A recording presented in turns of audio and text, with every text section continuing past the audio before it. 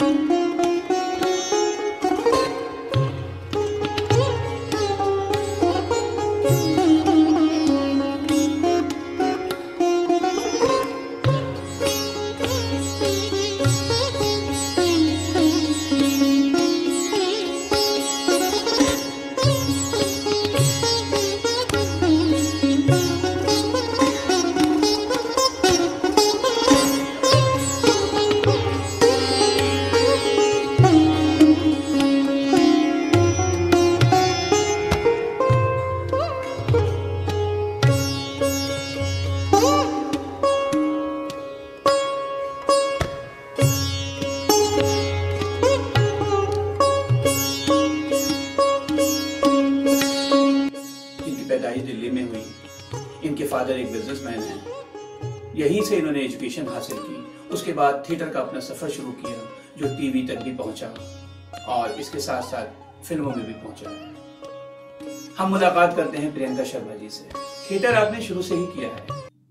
अगर आप थिएटर में नहीं होती तो क्या होती, कुछ बताएंगे इस बारे में? यहाँ ना होती तो कहाँ होती। देखिए, मैं थिएटर में आने से पहले भी काफ़ी सारा काम कर रही थी और मैं अभी भी थिएटर के साथ साथ काफ़ी सारी चीज़ें हैं जो मैं कर रही हूँ। और ये सारी चीज़ें वो हैं जहाँ पर मुझे अपने आप को एक्सप्रेस करने का मौका मिलता है, कुछ भी क्रिएटिव करने का मौका मिलता है। तो मुझे लगता है मैं ऐसी किसी भी फील्ड में हो सकती हूँ जहाँ पर मुझे अपने आप को एक्सप्रेस करने का मौका मिले। और क्योंकि स्टेज पर आपको ज़्यादा एक्सप्रेस करने का मौका मिलता है, इसलिए मुझे थिएटर बहुत ज़्यादा पसंद है। बहुत अच्छी बात है। इनका कहना यह है कि मैंने थिएटर इसलिए चुना कि मुझे अपने आप को एक्सप्रेस करना था और एक्सप्रेशन के लिए थिएटर इनको बेस्ट माध्यम लगा। लेकिन अगर थिएटर में ना होती तो भी ये कोई ना कोई ऐसी एक्टिविटी कर रही होती जिसमें इन्हें अपने आप को एक्सप्रेस करना पड़ता। एक चीज और बताएं, लॉकडाउन में आप अपने आप को किस तरह बिजी रख रही हैं? टाइम पास करने जैसा कुछ नहीं है, क्योंकि इनिशियली लगा था कि बहुत ज़्यादा टाइम है और कैसे कैसे सारी चीज़ें होंगी, पर अभी मुझे लगता है कि सब कुछ रूटीन जैसा ही है, कुछ ऐसा खास नहीं हो रहा। टाइम बहुत ज़्यादा नहीं है, बल्कि अब जितनी एक्टिविटीज़ हमारे पास हो रही है, जितना काम यहाँ पर हो रहा है, उसके हिसाब से टाइम थोड़ा कम ही पड़ रहा है। क्योंकि ढेर सारा है आप कुछ पढ़ने के लिए, आपके पास किताबें हैं, फिर ऑनलाइन आपके पास पूरा खजाना, इतने सारे PDF हैं, आप कुछ भी निकाल के पढ़ लीजिए। तो आई थिंक ये एक बहुत अच्छा समय ही बीत रहा है, इसमें मुझे कोई ऐसे प्रॉब्लम नहीं हो रही। बड़ा अच्छा लगा आप इस टाइम को पॉजिटिव ले रही हैं। और जैसे आप बता रहे हैं, आप बहुत सारे काम कर रहे हैं। क्या कभी जेलसी भी होती है कि कुछ लोग बिल्कुल खाली हैं? नहीं, जलन जैसा, अभी मैंने बोला कि जलन जैसा कुछ नहीं है और आराम करने जैसा भी कुछ नहीं है। क्योंकि देखिए, कुछ लोग होते हैं जिनको ऑफिस जाना होता है, वो वहां जाकर काम करते हैं, लेकिन एज एन आर्टिस्ट हमें कभी भी ऐसे ऑफिस वाली फीलिंग नहीं आती है। जैसे मुझे कभी भी नहीं लगता कि मैं काम कर रही हूँ। मैं जब काम भी कर रही होती हूँ, जब मैं अपनी रिहर्सल्स में भी होती हूँ, तो it is very personal experience. तो मुझे कभी भी काम जैसा नहीं महसूस होता, तो इसीलिए आराम जैसा भी महसूस नहीं होता। और अभी भी जब आप घर पर हैं, आप बहुत ज्यादा रिहर्सल्स नहीं कर रहे हैं, मतलब कुछ भी रिहर्सल नहीं कर रहे हैं, शोज भी नहीं हो रहे हैं, कुछ भी ऐसी एक्टिविटी नहीं हो रही है, लेकिन उसके बाद भी एक्टर का काम सिर्फ वहां तक ही नहीं है कि वो स्टेज पर जाए और सिर्फ परफॉर्म कर दे। अपनी तैयारी भी करनी होती है एक्टर को, ढेर सारा पढ़ना होता है, अपने ऊपर काम करना होता है, अपनी मेंटल स्टेबिलिटी के ऊपर देखना होता है, बहुत सारी चीजें हैं। तो आई थिंक ये सारी चीजें चल रही हैं, तो आराम करने जैसा भी नहीं है। मतलब मुझे पर्सनली ऐसा लग रहा है कि मेरी जिंदगी में बहुत ज्यादा बदलाव नहीं आया है इस लॉकडाउन की वजह से। हाँ, शोज कैंसिल हुए, रिहर्सल्स कैंसिल हो गए, लोगों से, दोस्तों से नहीं मिल पा रहे हैं, पर मैं अपनी निजी जिंदगी में भी ऐसी इंसान हूँ कि अगर मैं कमरे में हूँ तो मैं 7 दिन तक कमरे में ही हूँ, मैं कमरे से भी नहीं निकलती हूँ।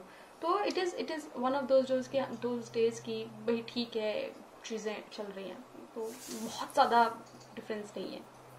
अच्छा ये बताइए आप कि ये सारी चीजें तो ठीक है, हम बात कर ही रहे हैं इन चीजों पे, किचन में आपने कुछ पार्ट लिया अपने घर में, और क्या अच्छा लगता है किचन में आपको? किचन में क्या कर रही हूँ, जैसे मैंने अभी बताया कि मैं घर पे हूँ और ऐसे कुछ काम जैसा नहीं है, लेकिन ढेर सारा काम फिर भी है जिसमें हमें समय नहीं मिलता। उसमें मैं यही कर रही हूँ कि मैं खाना बना रही हूँ, और खाने के साथ में एक बहुत दिलचस्प चीज है, मुझे लगता है कि खाना बनाना और नाटक बनाना बड़े करीब की चीज है। ये बहुत ही अच्छा आपने एग्जाम्पल दिया कि खाना बनाना और नाटक बनाना दोनों एक ही चीज है। इसको थोड़ा सा डिफाइन करेंगी? जैसे खाने में आप सोचते हैं ना कि मसाला सही डालना है, हल्दी ज्यादा नहीं होनी चाहिए, नमक ज्यादा नहीं होना चाहिए, मिर्च एकदम ठीक ठीक होना चाहिए। ऐसे ही एलिमेंट्स आपको नाटक में डालने होते हैं। आपको देखना होता है नाटक का रिक्वायरमेंट कैसा है, एक्टर क्या कर रहा है, बहुत सारी चीजें जो मुझे मुझे मैं काम करते समय भी यही सोच रही होती हूँ कि कितने करीब की चीजें हैं। तो वो मुझे बड़ा आर्ट है, मुझे मजा आता है। खाना बना रही हूँ आजकल, अच्छी अच्छी चीजें। अच्छा ये बताइए कि जैसा सुनने में आ रहा है हस्बैंड वाइफ के झगड़े हो रहे हैं इस लॉकडाउन की वजह से, या लॉकडाउन में वजह भी ना भी कहें हम, क्योंकि साथ में रहना पड़ रहा है, मजबूरी है, तो उसके लिए आप क्या कहना चाहेंगी? हाँ, ये मेरे भी सुनने में आया कि इस तरह की समस्याएं लोगों को आ रही हैं, लेकिन मुझे लगता है कि देखिए जब चीजें बहुत करीब होती हैं तो उनमें उलझने की गुंजाइश हमेशा ज्यादा होती है आमतौर से बाकी लोगों की।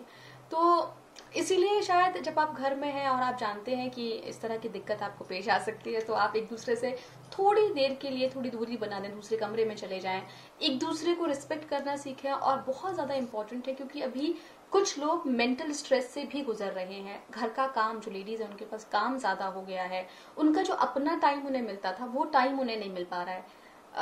क्योंकि बच्चे भी, हस्बैंड भी, सब लोग घर पर हैं। हस्बैंड के पास भी बहुत सारा टाइम होता था जब वो बाहर चले जाते थे, बहुत सारी चीजें वो अपने दोस्तों के साथ भी कर सकते हैं। तो वो टाइम जो उनका पर्सनल स्पेस है, जो उनका पर्सनल टाइम, आई थिंक वो उनसे छीन लिया गया है। और इसके अलावा फाइनेंशियल प्रेशर्स भी होंगे आई थिंक। तो वो सारा बहुत एक प्रेशर बिल्डअप कर रहे हैं और लोग मेंटली थोड़ा डिस्टर्ब हो रहे हैं क्योंकि उनके पास उनकी एनर्जी का आउटलेट उन्हें नहीं मिल पा रहा है। आई थिंक इस समय में सबसे ज्यादा जरूरत है कि लोग अपनी उस पर्सनल स्पेस और दूसरे के पर्सनल स्पेस को भी रिस्पेक्ट करें, उन्हें स्पेस दें और दूसरे कमरे में चले जाएं या थोड़ी देर के लिए एक दूसरे से थोड़ी देर बात ना करें, आधा घंटा 1 घंटा, और उसके बाद एक दूसरे को समझने की भी कोशिश करें। तो आई थिंक आपस में थोड़ी अंडरस्टैंडिंग रखेंगे तो बहुत सारी चीजें सॉल्व हो जाएंगी। अच्छा ये बताइए, ये बड़ी अच्छी बात कही कि आपने एक दूसरे को रिस्पेक्ट देना चाहिए। कोई ऐसी चीज जिसे सोचकर आपको लगता हो कि ये मेरी लाइफ का एम्बैरेसिंग मोमेंट था? मोस्ट एम्बैरेसिंग ऐसे तो कुछ भी याद नहीं आ रहा, बट आई थिंक मतलब अगर बताना ही पड़े तो एक किस्सा है जो मुझे लगता है कि अब तक का सबसे ज्यादा एम्बैरेसिंग मोमेंट बन गया था। वो हम एक परफॉर्मेंस दे रहे थे और उस परफॉर्मेंस में कुछ इस तरह का एलिमेंट था कि 2 एक्टर्स थे, वो पिरामिड बनाते थे और जो तीसरी लड़की है उसको ऊपर खड़ा होना होता था और वो एक वॉल बनाते थे जिस वॉल को मुझे पकड़ के तोड़ देना होता था। परफॉर्मेंस था किसी कॉलेज में, परफॉर्मेंस चल रहा था, स्ट्रीट प्ले था वो, और सारी तरफ हमारे ऑडियंस बैठी हुई है तीनों साइड में।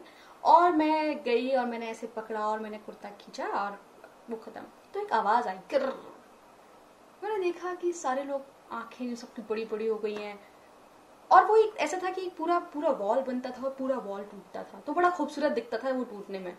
तो जब वो सब लोगों ने ऐसे आवा कि ऐसे एक्सप्रेशन आया तो मुझे लगा कि हमारा जो हमने जो प्लान किया है वो बड़ा अच्छा काम किया है और लोगों को मजा आ रहा है देखने में। पूरा परफॉर्मेंस खत्म हुआ और सब लोग हमें बहुत अप्रिशिएट कर रहे हैं, तालियां बजा रहे हैं, जजेस भी हमें ऐसे करके देख रहे हैं और मुझे लगा कि हम बहुत कमाल का परफॉर्मेंस दिया है। परफॉर्मेंस खत्म हुआ, बीच सर्कल में एक लड़की थी जो हमें क्लैप करना होता था, वो ठीक से क्लैप नहीं कर रही है। तो मैंने उसे गुस्से से देखा और कहा कि अरे यार तुमने आज परफॉर्मेंस में तुम क्या कर रही थी?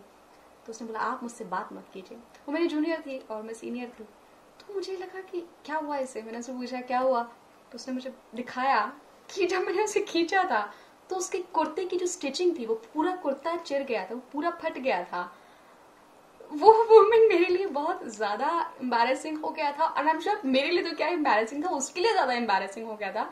और मुझे मुझे पूरी परफॉर्मेंस खत्म होने के बाद पता चला कि इस तरह कुछ सीन हुआ है। थैंकफुली वो लास्ट का पार्ट था तो ज्यादा देर उसे नहीं होल्ड करना था। अच्छा प्रियंका, एक चीज और बताइए, ऑलमोस्ट हम कंक्लूड कर चुके हैं इस प्रोग्राम को। कोई मैसेज अगर आप हमारे सुनने और देखने वालों को देना चाहें तो? ऐसी कोई चीज नहीं, बस यही आई थिंक यही कहना है मुझे लोगों से, क्योंकि लोग बहुत ज्यादा परेशान हो रहे हैं कि लॉकडाउन हो गया है, काम नहीं है करने के लिए और प्रेशर में आ गए हैं, बहुत टेंशन में हैं। काफी सारे लोगों से मेरी बातचीत हो रही है डेली उसमें, और वो बताते हैं कि वो किस तरह से परेशान हो रहे हैं, किस तरह की चीजें उन्हें डिस्टर्ब कर रही हैं। आई थिंक जब आप दूसरी चीजें सोचने लगते हैं कि ये नहीं होता तो क्या हो रहा होता, आई थिंक इसको सोच के चलना चाहिए कि ये हमारे पास बेस्ट टाइम है और जिसे हमें यूटिलाइज करना है। देखिए, हम अमूमन ये शिकायत करते हैं कि हमारे पास दोस्तों के लिए टाइम नहीं है, फैमिली के लिए टाइम नहीं है और हम रेस्ट नहीं कर पाते। पर ये कितना अच्छा टाइम है जब आप सिर्फ बैठकर रेस्ट कर सकते हैं। आई एम श्योर ये थोड़ा फ्रस्ट्रेटिंग भी है एंड डेफिनेटली है, लेकिन इसमें आप अपनी वो चीजें करने की कोशिश कीजिए जो आप करना चाहते हैं। कुछ भी कीजिए, आप किचन में काम कीजिए, आप नया कुछ करना सीख सकते हैं, नई कोई हॉबी, पेंटिंग कीजिए, पौधों को पानी दीजिए। बहुत सारी चीजें हैं जिसके साथ आप टाइम किल कर सकते हैं और इसको यूटिलाइज, इस टाइम को वेस्ट ना करके इसको यूटिलाइज किया जाएगा तो ये सबके लिए अच्छा है। नहीं, thank you so much. Thank you. देखा नाजरीन, प्रियंका शर्मा का कहना यह है कि अपने इस टाइम को आप यूटिलाइज कीजिए। जो काम आप नहीं कर पा रहे थे टाइम की कमी की वजह से, उन कामों को कीजिए। और अगर हम पीछे मुड़कर देखें तो हमारे जितने भी एपिसोड हुए हैं, सब में ऑलमोस्ट सबने एक ही बात कही है कि इस टाइम को यूटिलाइज कीजिए। आप इस टाइम से परेशान मत होइए। वाकई आज वक्त सख्त है, लेकिन इसको किस तरह यूटिलाइज करना है, कैसे करना है, ये हम पे डिपेंड करता है। हमें खुशी खुशी करना है या एक दूसरे को कर्ज करते हुए इस टाइम को गुजारना है, ये हम पे डिपेंड करता है। तो हमारी तरफ से सिर्फ यही है कि आप अपने घरों में रहें, सेफ रहें, लॉकडाउन को फॉलो करें। और अगले एपिसोड में मुलाकात होती है फिर किसी और के साथ। तब तक के लिए खुदा हाफिज।